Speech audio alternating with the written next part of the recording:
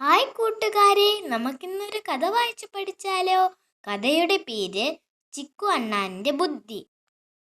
ഒരു ദിവസം ബെന്നിക്കരടി വളരെ ദുഃഖിതനായിരുന്നു. അവന്റെ തേൻ എല്ലാ രാത്രിയും കാണാതെ പോകുമായിരുന്നു. അവൻ ചിക്കു അണ്ണാനെ വിളിച്ചു. ദയവായി എന്നെ സഹായിക്കൂ, ബെന്നി അഭ്യർത്ഥിച്ചു. ചിക്കു ഒരു നിമിഷം ആലോചിച്ച് ഒരു പദ്ധതി തയ്യാറാക്കി. അവൻ തൻ്റെ സുഹൃത്തുക്കളായ ഉറുമ്പുകളോട് ഒരു കലത്തിനുള്ളിൽ ഒളിക്കാൻ ആവശ്യപ്പെട്ടു.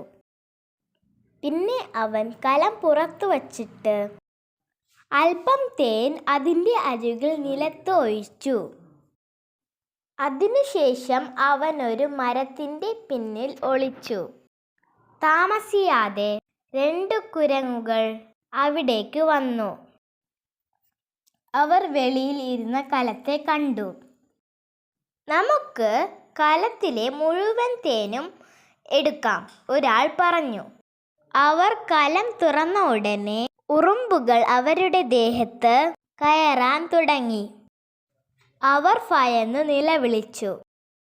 പെട്ടെന്ന് ചിക്കു അണ്ണാൻ അവിടേക്ക് വന്നു. അവരെ പിടികൂടി.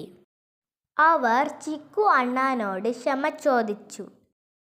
ചിക്കു അണ്ണാൻ അവരോട് ഇനി ഇത് ആവർത്തിക്കരുത് എന്ന് പറഞ്ഞു.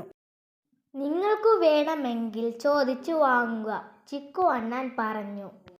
അവർ ശരിയെന്ന് പറഞ്ഞ് അവിടെ നിന്നും പോയി. ബെന്നിക്കരടി ചിക്കു അണ്ണാന് നന്ദി പറഞ്ഞു. നന്ദി.